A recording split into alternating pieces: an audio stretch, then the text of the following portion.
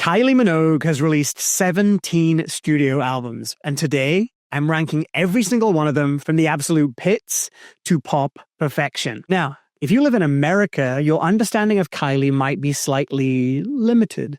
You probably think she's a one-hit wonder who did the Locomotion in the 80s, vanished for 14 years, reappeared as a robot for Can't Get You Out of My Head, and then vanished again until she became a viral TikTok sound in 2024. If you're from the UK, like me, or Australia, you know the truth. Kylie isn't just a pop star. She's a timeline. She's a metric by which we measure our own lives. And this is not some academic, objective ranking. This is one man's warped Kylie truth. I'm James. This is Trendy Pop. I've survived the perm years, the indie wilderness, and the Padam viral moment, and I'm about to slaughter some sacred Kylie cows. Let's get to it. In at number 17, and I don't think this is going to shock anyone, it's Kylie Christmas. Look, I love Christmas, and obviously I love Kylie, but do I need them together for 50 minutes? Not really. This album, along with the reissue that followed, is exactly what it says on the tin.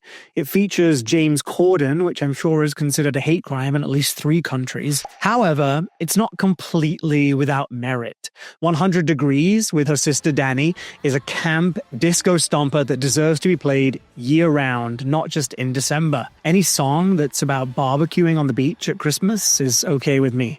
I also have a soft spot for her cover of East 17's Stay Another Day. It manages to keep the sentimentality without being too cheesy, and the version of Everybody's Free to Feel Good is actually really lovely, and that would sit really nicely on a regular Kylie album. But aside from those fleeting moments, unless you're actively basting a turkey or dealing with festive trauma, this is going to stay on the shelf. Next, at number 16, it's the end of an era. It's Let's Get To It. We're in 1991 at the tail end of the Stock Aitken Waterman factory days. Historically, this is known as the flop. It was the lowest selling album of her early career, and tensions were obviously high. Pete Waterman, never one to be gracious, blamed the poor sales on Kylie herself. He famously said that the public wasn't accepting her because she was dressing like a quote-unquote prostitute, and that she was overshadowing them and killing their creativity. The absolute audacity of that man needs to be studied. Kylie later said she felt like a puppet during this time, unable to look left or right without approval, and it makes sense, and you can hear that on the record. When you listen to it now, you can actually hear the exhaustion in the grooves. Give Me Just a Little More Time is a weak cover. I almost never play it. I Guess I Like It Like That samples keep on pumping it up, while the beat's an absolute banger that I would have crushed at the youth club. It barely features Kylie's vocals at all. It's like a generic dance track they slapped her name on to fill a contractual quota. The only reason this isn't in last place is Finer Feelings. That song is the diamond in the rough. It's dark and moody and sexual. It was really the first sign that there was an adult artist trapped inside the bubblegum factory. But one great song does not save a confused album. In at number 15, Put the Pitchforks Down. It's the debut, Kylie. I know it's iconic. I was 5 years old when this album came out, and I have such a visceral memory of being at my friend Thomas's house. I think it was his sister's birthday party. We were playing musical chairs, and I remember sitting on top of the sofa just so I could reach the tape deck to press play or pause while people were running around here. And so that album cover is burned into my mind. And the album is such a massive time capsule. I Should Be So Lucky and the Locomotion are etched into my DNA. I can still see that bubble bath scene in the video in my head. But my favorite detail on the whole record is on Je ne sais pas pourquoi. Go listen to the intro. There's this beautiful arpeggiated synth line, and then it just fades out completely. And then the stock beat kicks in. It's like the producers realize we can make this cool sound. We don't know how to fit it into the song, so let's just fade it out and then start the song again. It goes like, and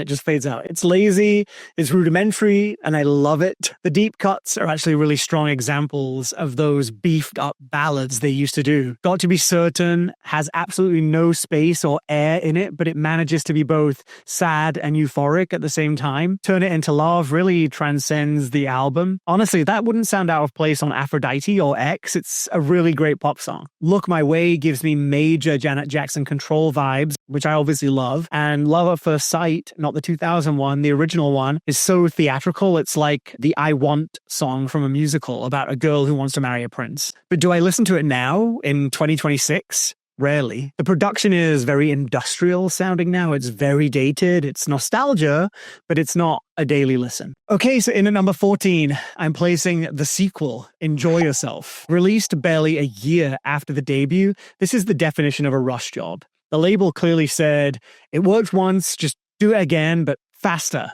Even the cover features a hat with sequins because obviously the only way to top the hat from the first album cover was to add sparkles to it. This album often gets swallowed up by the debut, but for me, the highs are actually higher. Hand on Your Heart is essential listening, and it still sits on my Kylie playlist today. That a cappella opening where she takes a breath before the wall of sound PWL production smashes you in the face. It's a battle against the senses. You will listen to this song and you will not think about anything else. It's really, really great. Wouldn't Change a Thing brings the tempo down with a funky beat and lovely, wistful chorus. It has that longing quality that Kylie does so well. Never Too Late punches it back up with a bit more energy.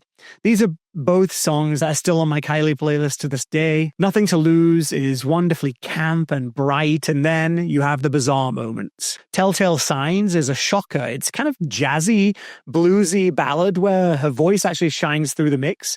And My Secret Heart is this weird Baroque synth track that reminds me of Madonna's Dear Jessie, but not quite as successful. And of course, Tears on My Pillow, a random doo-wop number from the Delinquents soundtrack that somehow topped the charts.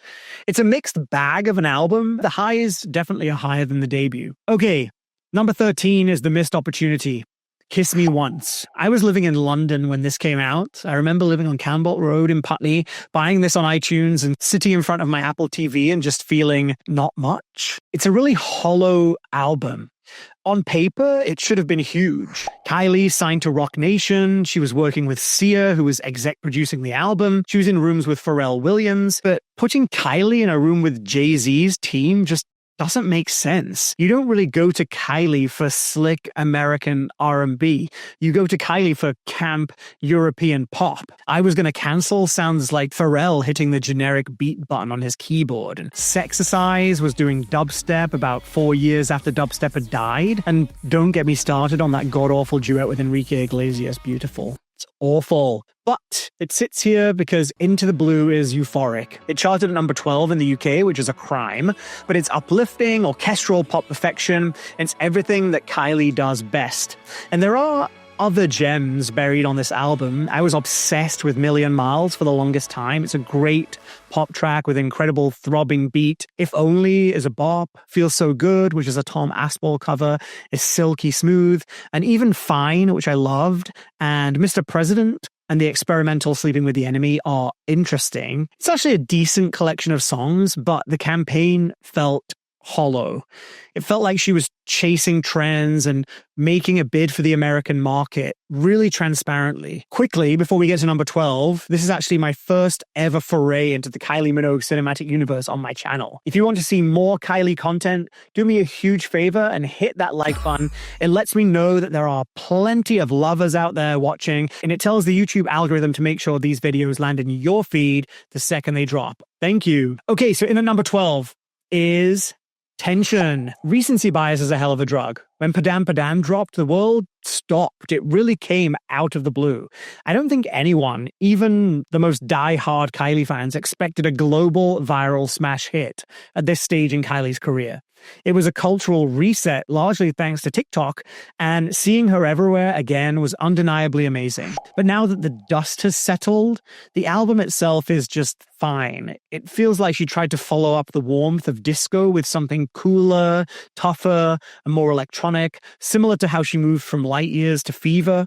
But where Fever was a masterpiece, Tension just feels like more of the same. It lacks that specific magic. I actually went to the Tension tour. I saw it in LA and at Madison Square Garden in New York, which was an incredible experience, and the songs undeniably went off in a live setting.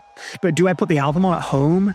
No, I barely even play Padam anymore. The album kind of feels like a collection of tracks that didn't quite make the cut for disco, packaged up as a new era. That said, I have to give credit to the extended editions. I collected them all on vinyl because I'm a completionist. And honestly, the extended mixes are often better than the album cuts. It's also a smart business move to get extra legs out of the era musically. They let the tracks breathe in the way that the standard album doesn't, but as a cohesive project, it sits here at number 12, and I'm happy with that choice. In at number 11, we have the surprise sequel, Tension 2, released just months after the original. I think it was about a year, actually. Let's be factual here.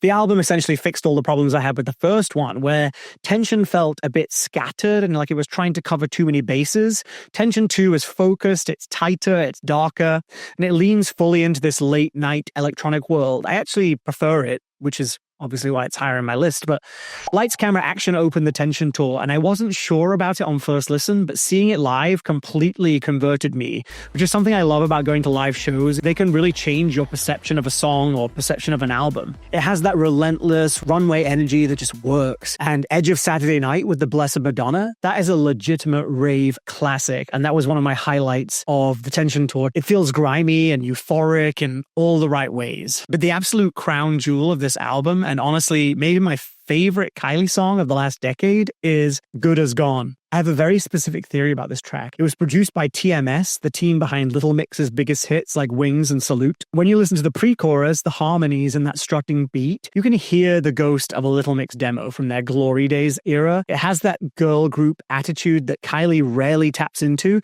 and she absolutely devours it. It's sassy and catchy, and I've had it on repeat since it dropped. So yeah, that definitely helped Tension 2 rise up in my rankings a little bit. In at number 10 is the Kylie Minogue era, Golden. Now, musically, let's be real. The Nashville influence here is pretty thin. There's a banjo here, a hand clap there, but at its core, it's still very much a dance pop album. It's not a country album. They leaned into storytelling in the lyrics, which is a country trope, and Kylie even adopted this slightly nasal quality to her vocals to fit the genre, but it's still Kylie. Like, more nasal, I should say. No offense, Kylie, I love you. However, I'm ranking this high because of the energy and also the execution. Kylie loves a theme, and she commits to a theme like no other. The art direction was incredible, the visuals were stunning, and the campaign felt incredibly genuine. It debuted at number 1 in the UK, which proved that the public was still very much on board with whatever journey Kylie wanted to take us on. I went to the Golden Tour at the O2 in London, and the love in that room was palpable. Kylie was turning 50, she was acknowledging her mortality in songs like Dancing, and she was having the time of her life. It was a moment of sheer adoration from the public, not just in the arena, but for the era as a whole. She could have easily retired and lived off her wealth, but she was still out there pushing boundaries and trying something different.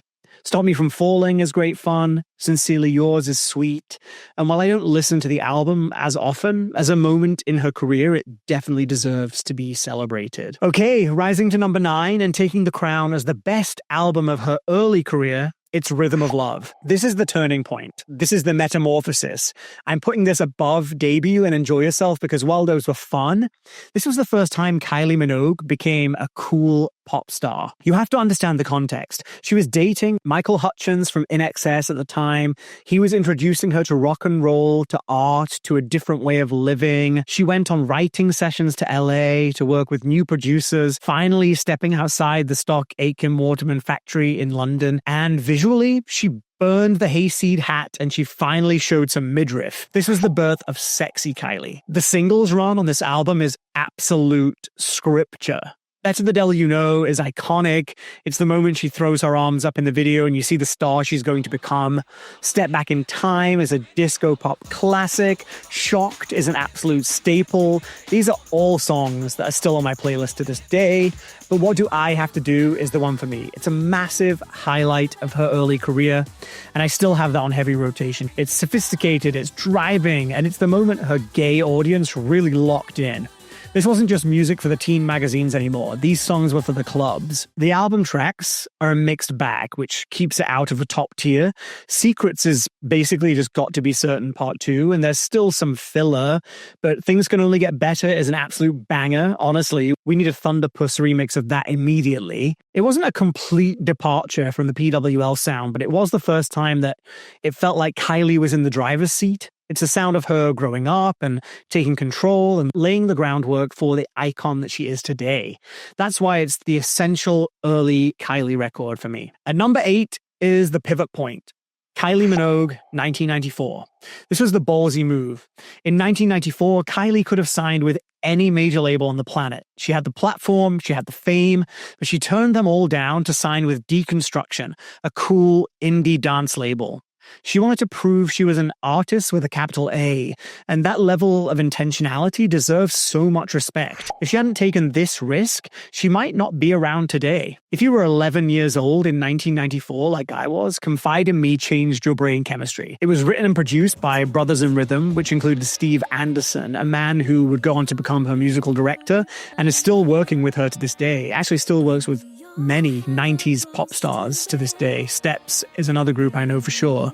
The song is a masterpiece. The strings, the Middle Eastern influence, the video with all the different versions of her, it's unmatched. It still looks fresh to this day. And I have such a vivid memory of the video for Put Yourself in My Place, where she's floating around in that spacecraft like Barbarella. I remember thinking it was the coolest thing I'd ever seen. Where Is the Feeling is also a total vibe. However, there's a massive irony at the heart of this album. It's self-titled, which in pop music usually signals this is the real me, this is my personal statement. But she actually has fewer writing credits on this than she did at the end of the PWL era. She only has one co-writing credit on the entire disc, on a track called Automatic Love. The album itself is a steep learning curve. It's a mix of acid jazz, new jack swing, and adult contemporary R&B. It's ambitious, but it's uneven. It wasn't the commercial smash the label hoped for either. It fell a bit flat, but it was a necessary bridge. Without this messy phase, we never get the legend. Okay, in at number 7 is the comeback album, X. This was the big return. It had been 4 long years since Body Language, and in that time, she'd been on the Showgirl tour, she'd been diagnosed with breast cancer, she'd gone home to recover and heal. The gap was understandable, but the anticipation for this album was immense. The world was waiting with open arms. We wanted her ray of light. We wanted healing. We wanted introspection.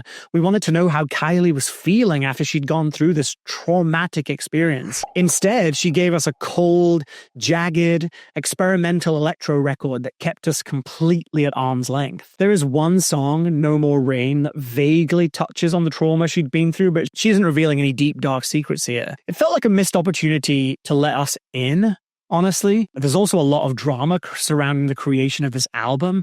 It felt like the label was throwing a lot of shit at the wall to see what stuck. She'd contacted so many writers, including the Pet Shop Boys, who submitted songs and then were reportedly ghosted, never told if their tracks were being used or not, and it felt like a scramble to find a sound. The charts had definitely changed quite a bit between 2003 and 2007, and I have to say that Two Hearts as a lead single was an appalling choice.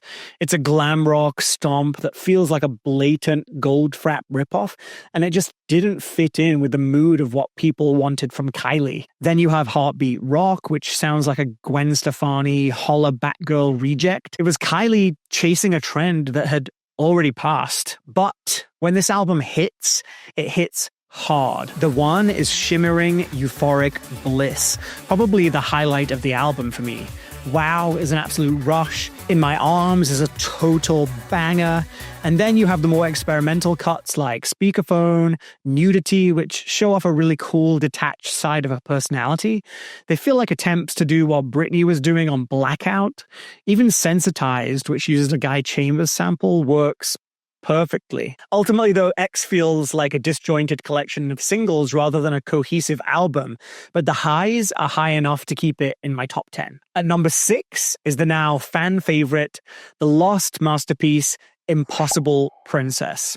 Now, I'm not going to sit here and retcon history and pretend that I got this album in 1997. I didn't. It flopped for a reason. The image shift was jarring. The British press were incredibly cruel at the time, calling her impossible princess, a dig at Diana, calling her a fraud, and it got so bad she actually considered retiring. But looking back, there's such a bitter irony to this era. We just talked about the 1994 Kylie Minogue album, and usually when an artist releases a self-titled record, they're saying, this is the real me, this is my personal statement. But she barely wrote a word of that album. Impossible Princess is the actual personal statement. She co-wrote every single track.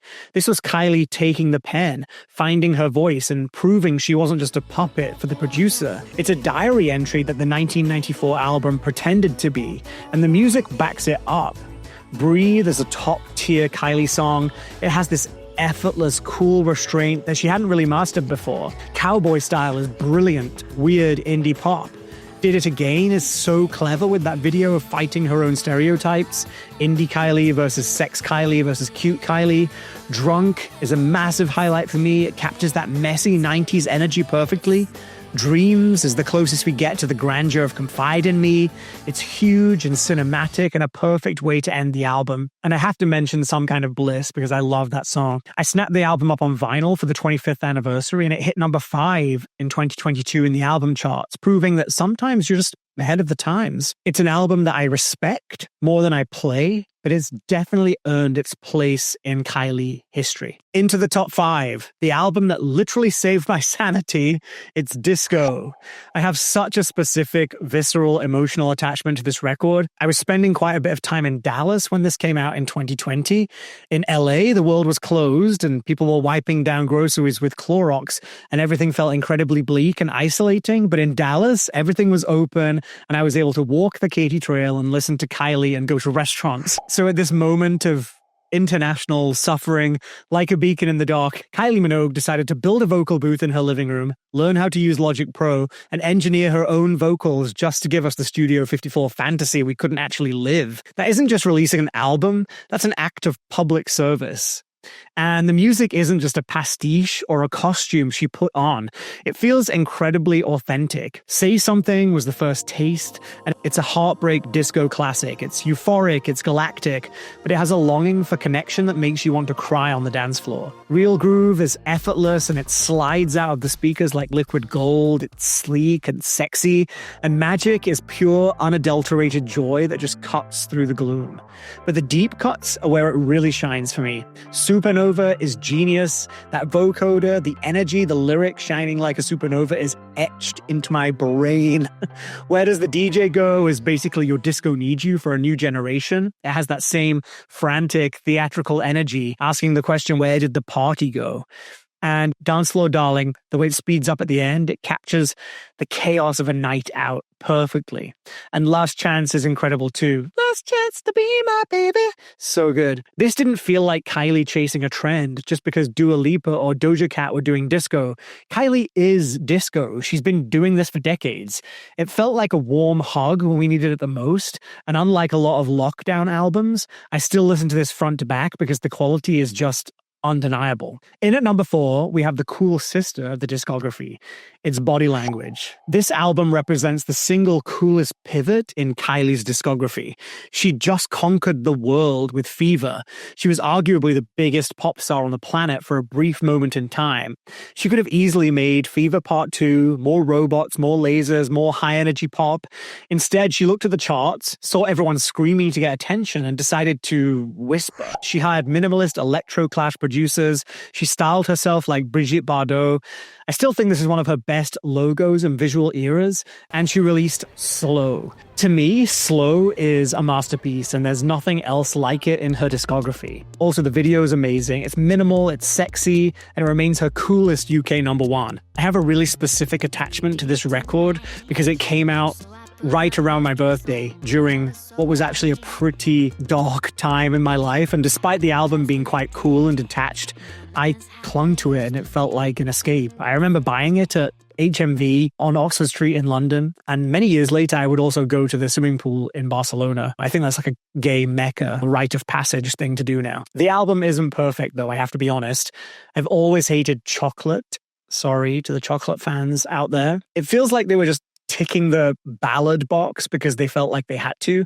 The video is beautiful though, so I'll give them that. She looks incredible in that MGM musical style, but the song just drags for me. Red-Blooded Woman has really grown on me over the years. I didn't like that at the time. I didn't get it, I don't think, but now I love that chaotic early 2000s R&B energy mixed with the garage beat. It's actually really good fun.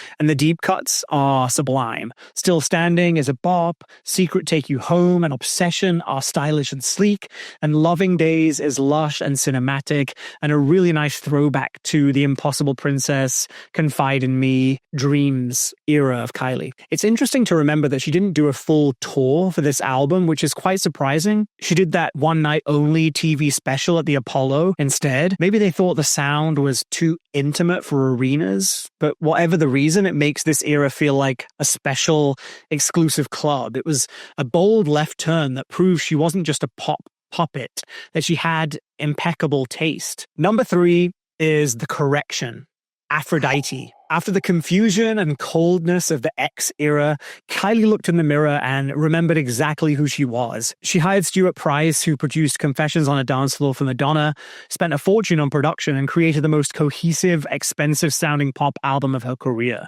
It feels like the spiritual successor to Light Years, just with a much bigger budget. All the Lovers was the lead single, and it is the national anthem. It's euphoric, it's classic Kylie, and it feels like a really warm hug. And surprisingly, it peaked at number 3 in the UK, which shocks me because in my memory, it was a global number 1 smash. But Kylie later said she felt the label was a bit slow to adapt to the digital streaming era during this campaign, which might explain the underperformance of some of the singles. The rest of the singles were relentless. Get Out of My Way is a fury-filled banger with some of her best choreography. Put Your Hands Up is ridiculous, camp fun, and one of my absolute favorites on the album, Too Much, was co-written by Calvin Harris and Jake Shears of the Scissor Sisters, and it has this manic, dark energy to it that I absolutely love. It feels chaotic, but it fits perfectly within this high-energy world that she built for Aphrodite. There's an interesting personal void for me with this album as well. I was living in Manchester when this came out, but for some reason I don't associate this album with Manchester at all. It's like it exists out of time. Whereas Christina Aguilera's Bionic, I have these vivid memories of riding around the city on my Vespa. Aphrodite just seems to exist in its own bubble of pop perfection. The only misstep, in my opinion, though, is Better Than Today. I'm sorry, but that is one of the worst singles Kylie has ever released. It sounds like a kids' TV show theme song, and I have no idea how it made the cut. But one bad song cannot sink this ship. The album made her the first solo artist in the UK to have a number 1 album in 4 consecutive decades, the 80s, the 90s, the noughties, and the 2010s. That's the definition of staying power. Okay, number 2. I know you probably think this should be number 1. It's the Imperial phase. Fever. This is the blockbuster. The moment Kylie Minogue went from being a pop star to a global phenomenon. Can't Get You Out of My Head wasn't just a song, it was a cultural factory reset. You couldn't go anywhere in 2001, a club, a grocery store, a car without hearing that la la la hook. It went platinum 5 times in the UK, and it solidified her status as a legend. And the singles run was just as relentless. In Your Eyes is so effortlessly cool with that futuristic neon lit video, but we have to talk about Love at First Sight. For me, that's the single greatest pop song she's ever recorded. It's pure serotonin. It captures the exact feeling of falling in love in 3 minutes and 57 seconds or whatever it is. Biff Stannard, Kylie Minogue, thank you, I love you. The album itself is incredibly sleek and minimal, where Light Years was camp and maximalist, Fever was more streamlined. More is the perfect opener to set that hypnotic tone. Love Affair is chic. Dance Floor is a banger, and Burning Up is a hidden gem that deserves way more love. There's a slight critique to be made, though. Come Into My World, while a great song that eventually won a Grammy, did feel like a retread of Can't Get You Out of My Head at the time. Like they were trying to just capture lightning in a bottle twice. But the video where Kylie is walking through, I think she's in Paris, and it's like all the different Kylies, brilliant. And ultimately, that's why it's at number 2. Fever was Kylie inviting the straight people to the party. It was calculated, cool, and perfect, maybe a little too perfect. It's a 10-10 album, absolutely, but it's a little bit cold. While I bow down to it, it doesn't have my heart. My heart belongs to the album that made Fever possible. In at number 1, Light Years. The glorious, the camp, the essential Light Years. This is the one. This is the moment everything changed. I have such a visceral, tactile memory of September 2000. I was 17 years old. Was I 17 or was I 16? I just decorated my bedroom with this tragic blue wallpaper that had silver Chinese characters. It was 2000, come on. I was building IKEA wardrobes and I put this CD into the CD player and my life shifted. To understand why this matters, you have to remember where we were. Kylie had spent the late 90s in the wilderness of indie Kylie, critically interesting but commercially cold. The world thought she was done. Then, she released Spinning Around. She put on those 50 pence, gold hot pants, reclaimed her disco crown, and debuted at number 1, where she belongs, in both the UK and Australia. It was the ultimate I'm back bitches moment. Fever was cool, Light Years was camp. This was Kylie looking at her gay audience dead in the eye and saying, I see you and I'm here to have fun. On a night like this was the follow-up to Spinning Around, and it's this perfect, moody club banger. I remember seeing her perform it at the Sydney Olympics closing ceremony and just being in awe. But the soul of this album isn't just the hits, it's the deep cuts. Your Disco Needs You is absolutely unhinged in the best possible way. Written by Robbie Williams and Guy Chambers, it is German marching band disco. It allowed Robbie and Guy to channel their inner gay icons through Kylie as an avatar. Because, let's be honest, Robbie couldn't release this, but Kylie could. It's an anthem. Kids, the duet with Robbie, was massive, a rock pop stomper that showed she could hold her own with the biggest male star of the time. Please Stay is a track that I didn't love at the time. It felt a little bit lightweight, but it's really grown on me over the years. And it has this lovely, breezy Latin pop quality, which always kind of came around summertime. And then you have the pure camp perfection of So Now Goodbye and Disco Down. You have the ridiculous fun of Love Boat and Cuckoo, which feel like 60s pastiches in the best way. I'm So High is this wistful summer jam that I absolutely adore. It feels like driving in a convertible with the roof down. And finally, we have to talk about Butterfly. Plunged towards the end of the album, this is an absolute euphoric banger that could have been and should have been a massive single. It's high energy, hands in the air, absolute bliss. Light Years is the sound of an artist falling in love with pop music again. It's maximalist, it's joyous, it's virtue signaling to the gays in the best way possible. And that's why it's the greatest Kylie Minogue album of all time. So, there you have it. Light Years reigns supreme. Rhythm of Love made the top 10, and Kylie Christmas exists. But before I go, I want to talk about where she goes from here. Because if you look closely at this ranking, you can see a pattern. Kylie has honed this perfect cycle over her career. She does something experimental, something tougher, maybe a bit more electronic or cool. Think deconstruction or X or tension. And then, just when you think she's changed, she swings the pendulum back. She returns to basics. She returns to the pure, unadulterated camp that she does better than anyone else. We just had Disco, the warm hug, followed by Tension and Tension 2, the cool, electronic, club-ready sister. So, by my calculations, the next era is guaranteed to be euphoric, ridiculous, pure pop perfection. We know she's already back in the studio. She's mentioned it in interviews recently. She's smart. She knows she has a level of global momentum right now that she hasn't seen since the early 2000s, and she's not going to let that waste away. I honestly wouldn't be surprised if we get a new Kylie album by the end of 2026. And honestly, thank Mariah, because what better medicine is there for surviving in this day and age than a perfectly packaged, pint-sized pop star delivering bubblegum pop perfection. Tell me in the comments exactly how wrong I am in the ranking. I know the Impossible Princess stans are typing already, and let me know what you think the next Kylie era will sound like. And if you made it all the way to the end, drop a purple heart in the comments section so I know you're a real one. I've been James. This is Trendy Pop. Keep spinning around.